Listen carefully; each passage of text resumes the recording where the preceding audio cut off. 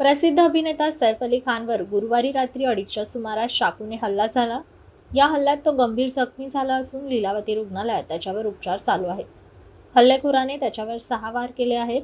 या हल्ल्यामुळे बॉलिवूड विश्व हादरलं असून गेल्या काही दिवसांपासून वांद्रे येथे कायदा व सुव्यवस्थेचा प्रश्न सातत्याने निर्माण होत आहे। हल्ला करणाऱ्या आरोपीचे सीसीटीव्ही फुटेज समोर आलं आहे।